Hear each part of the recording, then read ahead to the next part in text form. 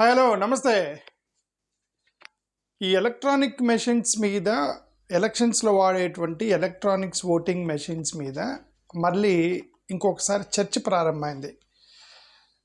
అమెరికాలో ఉన్నటువంటి American one of the authorities Tulsi Gabbard అనే ఆమె నిన్న ట్రంప్ గారితో మీటింగ్లో మాట్లాడుతూ ఒక సెన్సేషనల్ కామెంట్ చేస్తారు. ఆ సెన్సేషనల్ కామెంట్ ఏంటంటే ఎలక్ట్రానిక్స్ ఓటింగ్ మెషిన్స్ని మార్చగలరు, అది వల్నరబిలిటీ ఎక్కువ ఉంటుంది, దాని బదులు మనం బ్యాలెట్ పేపర్స్కి వెళ్ళటమే చాలా మంచిది అనేటువంటి ఉద్దేశం వచ్చే విధంగా తను కొన్ని కామెంట్స్ చేశారు. గబర్డ్ ఇది చూద్దాం మనం ఆమె ఏం చెప్పారనేది. బేసిక్ మెయిన్ లైన్ పాయింట్స్ మీకు చూపిస్తున్నాను. Electronic voting machines vulnerable to hackers. US intelligence chief Tulsi Gabbard advocates for paper ballots. ఇక్కడ చూడండి, ఇది ఒక న్యూస్, చాలా ఇంపార్టెంట్ కామెంట్స్ చేశారు ఆమె. US director of national intelligence Tulsi Gabbard, ఆమె నేషనల్ ఇంటెలిజెన్స్ డిపార్ట్మెంట్కి సంబంధించినటువంటి అమెరికాలో చీఫ్ అట. ఆమె Tulsi Gabbard has claimed that electronic voting machines are vulnerable to hacking, called for a nationwide switch to paper ballots. She made the remarks during a cabinet meeting attended by President Donald Trump.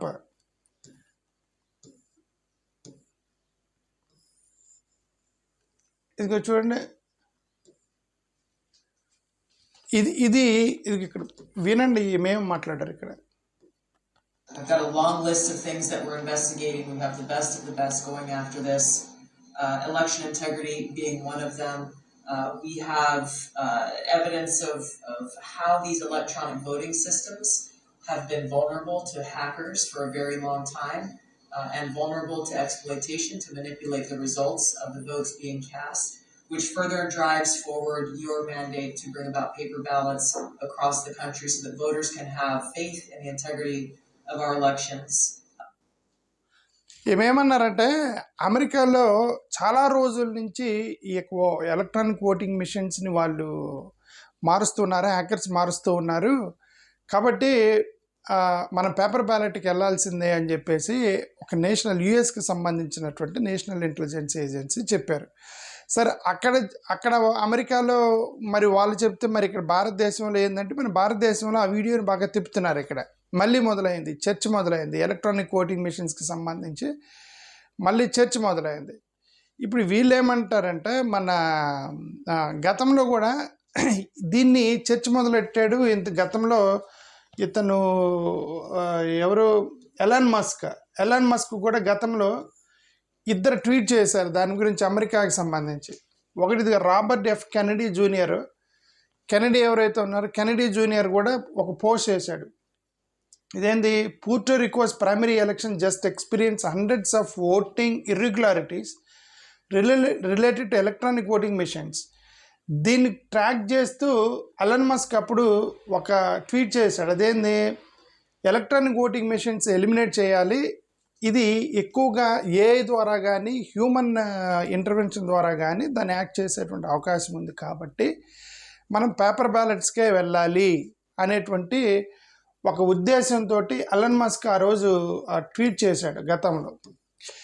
ఇప్పుడు ఇక్కడ ఎక్కడెక్కడ Americans కానీ విదేశాల్లో కానీ ఈ యొక్క electronic voting machines గురించి comments చేయగానే రెండు జరుగుతున్నాయి. ఒకటి, మన భారతదేశంలో ఉన్నటువంటి వాళ్ళు వాటిని బాగా తిప్పుతున్నారు, పేపర్ బ్యాలెట్స్కి వెళ్ళటమే బెటర్ అని చెప్పి బాగా తిప్పుతున్నారు. ఓకే, మన రీసెంట్గా మొన్న జరిగినటువంటి ఏఐసిసి వాళ్ళ మీటింగుల్లో కూడా, ఈ కాంగ్రెస్ వాళ్ళ మీటింగ్లో కూడా మెజారిటీ ఆయన మల్లికార్జున్ ఖర్గే కానీ అట్లాంటి వాళ్ళు కొంతమంది మళ్ళీ అదే పేపర్ బ్యాలెట్ గురించి మాట్లాడారు.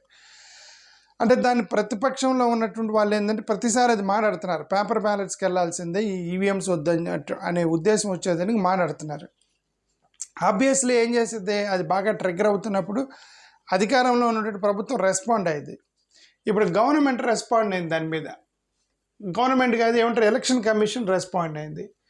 ఎలక్షన్ కమిషన్ వీళ్ళు ఏమంటారు, ఎలక్షన్ కమిషన్ వాళ్ళు ఇక్కడ చూడండి, as Tulsi Gabbard backs paper ballot, poll body sources EVMs clarification. అక్కడెక్కడో అమెరికాలో వాళ్ళ ఎలక్షన్ గురించి మాట్లాడుకుంటే వాళ్ళు మనోళ్ళు ఇక్కడ తిప్పుతున్నారని చెప్పేసి ఎలక్షన్ కమిషన్ దానికి సంబంధించిన క్లారిఫికేషన్ ఒకటి రిలీజ్ చేసింది.